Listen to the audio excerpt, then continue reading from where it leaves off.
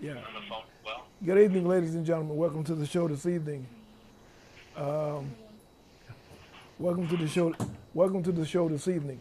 Tonight's guest, we have a live feed from Chicago to San Francisco. Um, we was on a couple of weeks ago, talking to Rafi Peterson, um, Sam Brodston is on from Chicago. We're going to bring them on this show and allow them to be able to come on and speak to the audience here tonight on the show. We're back on talking about the prisons and people coming home from prisons and the job that they're doing in Chicago to assist people coming home from prison.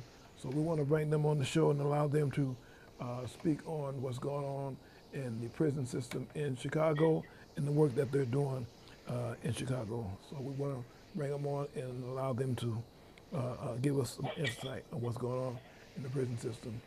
We want to welcome to you to the show from Chicago. Uh, Welcome to the show. Assalamu alaikum. Link Slam, how's the brothers? Alhamdulillah. How you Okay. doing? We're doing well. We're doing well. How you brothers doing in Chicago? Doing all right, man. We doing what we do, man. We trying to stay busy, man. Trying to keep it moving. Okay. We don't exactly have the volume or the mic set up, but we're going to use the telephone here and try to make it work. We're gonna do this again. This is our second time. We're gonna do this again, and in the next couple of weeks we'll do it again. We're gonna do it till we have perfection and make it Yes, sir. work. But anyway, let me introduce you to the audience and allow you to get in there and give them the information that they need in Chicago. Introduce yourselves. Okay. My name is Rocky Peterson. I'm the director and founder of Project Restore Industry. Okay, okay. And Sam. Yeah, my name is Sam Branstrader, and I'm the one of the store managers of the storefront on 63rd. It's just a local small business Okay. slash business incubator in the Chicago neighborhood. Okay, okay. And we are live. We are live. We want to talk about the formerly incarcerated coming home from prison and coming out of prison. They have nothing actually coming home from prison, and they're coming home to your organization, and your organization is assisting them in what? Well, with Project Restore, when first and foremost we started transitional housing. Now, Iman is the major um, factor doing that. Now, I'm more or less trying to concentrate on economic development as well as training and mentoring of brothers, Okay. because we found out that even if you give a brother a job soon as he's come home, if he's still psychologically, emotionally damaged or not prepared to deal with some of the frustrations that he gonna meet when he come out, um, he just gonna have a situation pop off and he gonna blow a good job. And we actually had some contact and some nice jobs with brothers making livable wages, but psychologically, emotionally, they wasn't prepared to go there. People looking at them, mean mugging them. You know what I'm saying? Right. Um, the typical drawbacks you have when you haven't been properly re-entered into society and re-socialized. Right, So right, that's where Project Restore came in, and that's what we did, and that's why we named it Restore. We're trying to restore ourselves first and foremost to humanity. right. And you Exactly, know how you have to be a beast sometime in that. exactly. And they say after 7 years, and that's the sociologists, the academics, so it must be true. They say that after 7 years, you lose all social norms. Right. Then if it took you 7 years, and many of us did over decades in that, you know, it's gonna take several years to get your social norms back. Get it back. Exactly, exactly, You're gonna have to get trained and then re-educate, exactly. debrief, so to speak. So to speak, And so exactly. that's what we, that's where I come in, and that's the program that we design, life skills, how to sit down, how to deal with anger management, those type of issues, Right. frustrations, you know how it is. Right. When brothers come home, they don't know, and you've been in a combat environment, we're also dealing with post-stress, Right. same as soldiers. Right. In there it's a combat environment. Sure it is. You Sure know, it is. and in the military, they only allow you to do 3 tours of duty before they send you out. You can't go back. Right. You know what I'm saying? Now, that's 3 years. Exactly. Exactly. Um, you don't did 20, 30 years. We got brothers did 37 years, 40 years, Yeah. 50 years. Some brothers coming home. Right. How you Right. gonna deal with that? Exactly. You know. Well, well, well. We're looking at the support system coming on. A lot of people being in prison for so long, all their support system has died. The families died off. People that supported them for a number of years have died. So they can't leave prison and feel comfortable coming home because they have nothing to come home to. So the program that you all are running in Chicago is a program that's very much needed, and people in the community need to support you wholeheartedly because you need assistance. You can't do it alone. So this is something that we have to wake up society and let society know what's going on in our communities. We've got people coming home in large numbers right now, and they coming home to actually nothing. So the work that you guys are doing in Chicago is a great help, great relief because I understand in Chicago they don't have a budget right now. They don't have no money. You know. Absolutely. And the other thing is this, is that, now in Illinois, if you don't have a place to parole to, some guys, they will not let you out. Yeah, and what's interesting is that when we were going through some of the statistics, we found that over 1,000, roughly plus or minus 1,000 brothers and inmates can't come home each year because they don't have a place to go, and that costs the taxpayer $25 million a year. So, Really?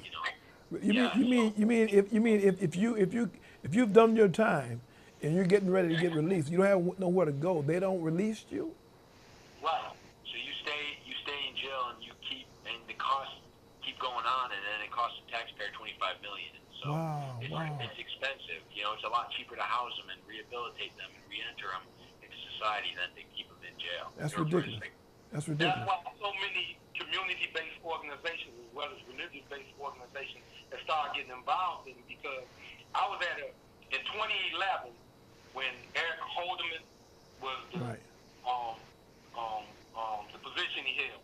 He spoke down in Florida, in Orlando, and he said that we can no longer build our way or think that we can build our way out of this problem. Mm-hmm. He said that we have to look at community-based and religious-based organizations who are working with their own coming home and try to do it. And that's when they started giving a lot of money during the Obama administration for people who was running religious-based organizations as well as community-based organizations trying to open up the doors for reentry.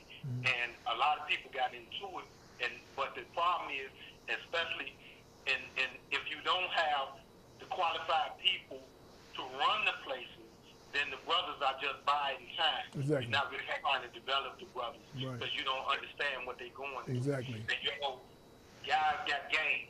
Right. They'll do what they got to do to try to survive. Exactly. And I think that's a lot of problems with, as you were saying, people getting paid to do certain things but not being able to deliver. Exactly. And I think it takes some time, and you have to have the right attitude and the right people doing what they do to get the right product. Exactly. Exactly. Well. The work that's being done is work that's needed in the communities, but as well you need assistance from the community. You can't do it alone. I mean, you in a fight. You know what I mean? You're in a fight. You got 8-ounce gloves on, but you need somebody else to put gloves on with you because you can't do it alone. So sooner or later it's gonna get heavy. You see what I'm saying? And once they knock you down, when they knock you down too hard on that chin, you're gonna stay down. So you got to let somebody else get in the ring with you, and the community and people in society need to know that you need help. Absolutely.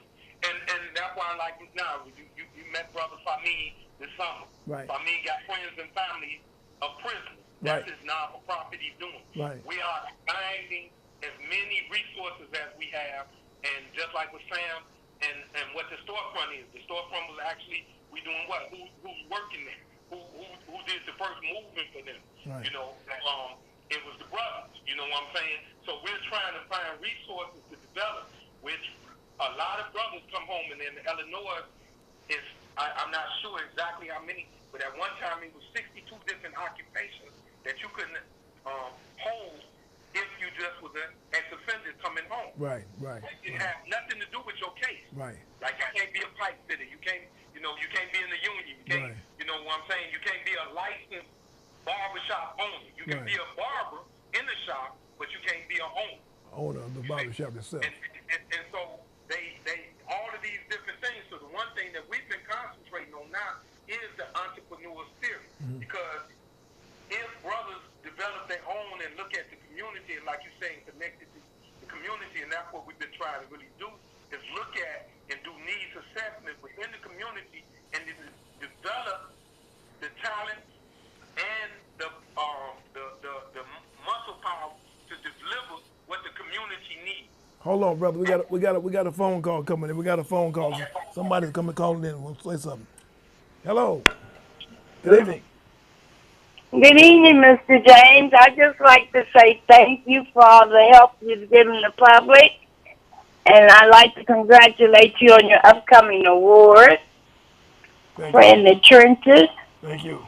Thank you. Thank you. I appreciate that. That gives me a boost to continue to do what we're doing. We out there with gloves on, and we out there fighting to make things better for people coming home. So we appreciate that call. Yes, and you have really enlightened me in the way that the system is working, and it's not working for the people. Yes. Well, thank you. We appreciate that. We appreciate that. Pass your thoughts on the people in the community, in the neighborhood, and allow what you're doing to continue to do. We thank you for your call. Thank you. And just keep on doing what you're doing. And I look forward to seeing you again next week. Thank you very kindly. I appreciate it. You're so welcome, sir. You have a great evening and keep on doing what you're doing. Thank you. Okay, we had a call. They just called in and they want to thank us for what we're doing. We're doing work. We got to keep doing what we're doing. So we want to keep on doing what we're doing there in Chicago. You guys, like I said, we this is just the beginning of our shows. We're gonna advertise you. We're gonna advertise you again in a couple of weeks. So we're gonna keep on doing what we're doing. Go ahead, Sam. I'd like to just make the quick clarification again because I said it on your first show, but right now we're working. The storefront 63rd doesn't have the chance. We don't have the chance to work with brothers coming home yet or inmates return systems yet. Okay. But our primary goal is to work with community residents. Okay. And then eventually work with returning citizens to show them and have something that is shared between the two, so you can really start to begin building a community. Because just because people live near each other and next to them doesn't mean that there's a community. They have to share something. They have to share a goal, a bond. Right. So that's kind of what we're really trying to do. Right. And with the $25 million that's spent a year on housing people not coming home, that our primary, we really want to take the chance to show the state people that it's economically sustainable and efficient to fund programs like ourselves, like Project Restore, like what we're trying to do, because it saves people money, and B, it helps people at a chance of redemption and coming home and trying to change their lives for the better. Right, exactly. And it's a benefit that, it's self-interest involved in that. You're spending $25 million to hold somebody. You still got to eventually let them loose, and you still wasting taxpayer money. Right. Now, if you take that and take maybe less than half of that, you didn't want I'm saying, or a third of that, and you help people out here do what they're doing, then and they're able to teach, go back to the old way of doing business, each one teach one, and we become, these same individuals become pillars and community stabilizers. That's what we've been trying to do. Then what happens?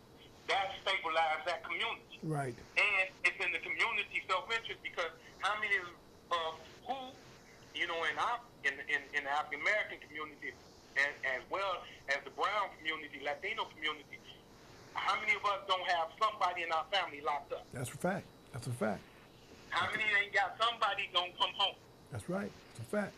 And so it's in our self-interest to develop programs that can sustain them and give them the help, because many of the families are struggling. Right. And that's one of the issues about brothers not having a place to come home, because how you living in a 2-room apartment and now you got a grown man coming home and you got 2 kids. Exactly. You know what I'm saying? Exactly. And no matter how much you love for them, it's just not enough housing available for brothers, and then they don't have a structured program where brothers can come in, get themselves together, know how to manage their money, You know what I'm saying? Know how to pay their bills. Right. Know how to re-entry. You know, like I say, re-enter the society and do the things that a lot of people who are out here in the community do not know. That they assume that these brothers, because of their age or whatever, they know that. Many of us, or many of the brothers that was in the game, you know, we had to handle money, so we dealt in the cash economy. Right. We don't have good credit.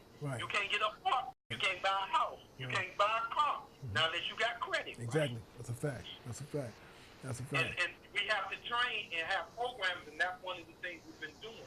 And that's what Sam's talking about now, what we offering in the community is that kind of education, re-education for brothers who coming in to help get themselves together and showing them the community resources that are available so they can get the necessary help.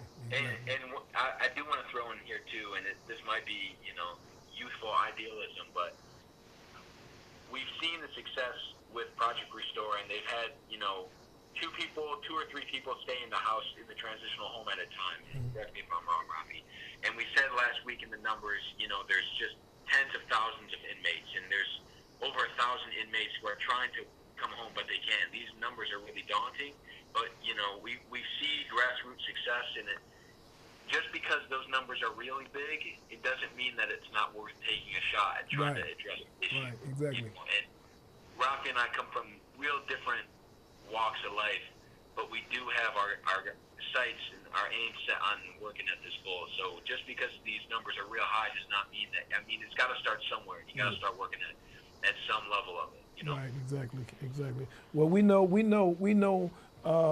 As you say, people coming home from incarceration, they're coming home back to their communities, and if they have nothing to come back to, they go to their families. Sure enough, the families want to help. They want to give them all the help they can. But if the families don't have the funds, don't have the finances to give, you know, how can they help for a long period of time? They can only help for a short period of time.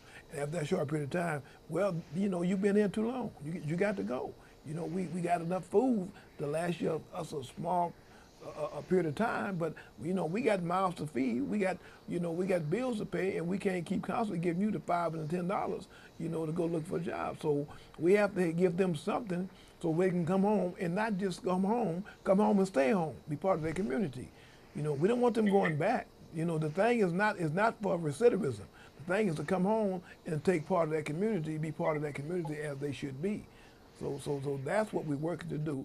And like I say, there in Chicago, Rafi, you guys are doing a good job, man. You know, you really are. You're doing a good job.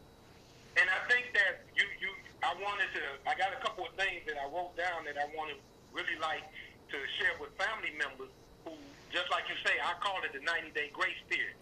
When a brother get out, you cool for 90 days. You sleeping on the couch. After 90 days, most of our families are struggling. They start saying, you eating up all the Cheerios and everything else, you're going to have to do something. Right.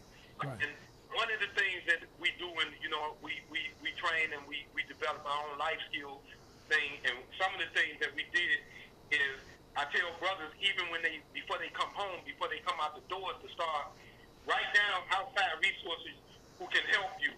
Write down people and make connections while you're in there. People that you can go to who trying to do something. Right. So take charge of your own life. Because the state been running your life for years. Now you're gonna have to be you kicked out the nest. You ain't getting to be three squares in a cot no more. That's right. You got to take over.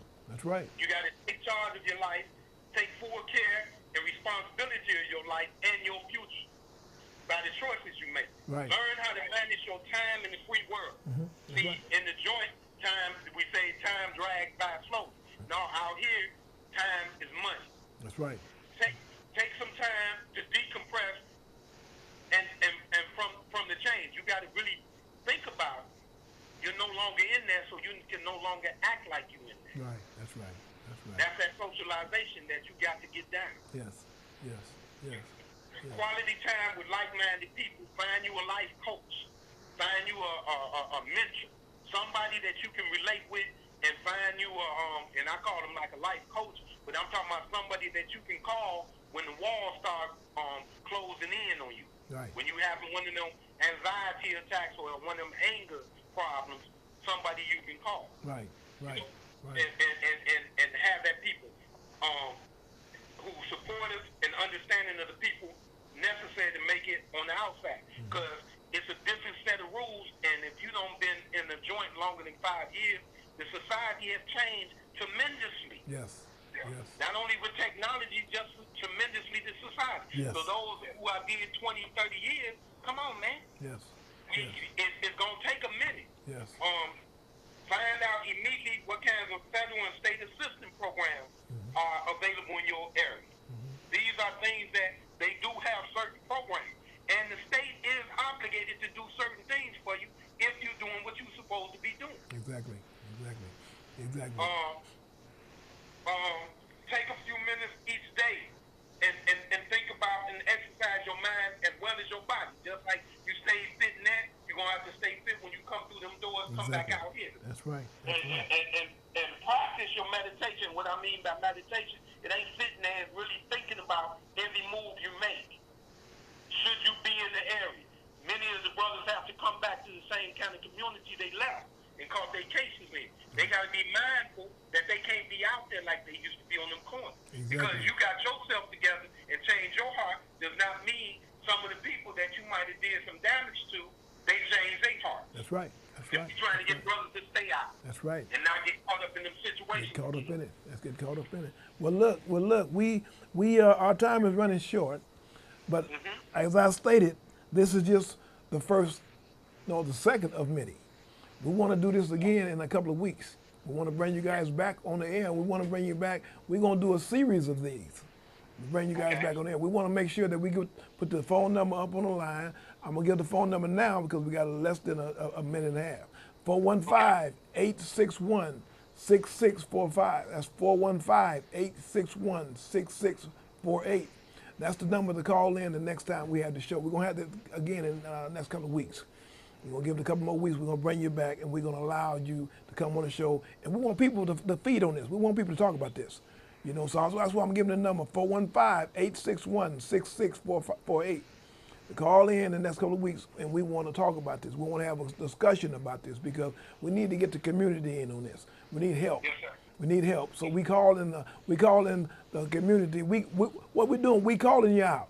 We calling you out. We want you to come on and take part of this. 415-861-6648. We want to bring you back in a couple of weeks. So we're going to end for the night, but we appreciate you guys on the air. Thank you, bro.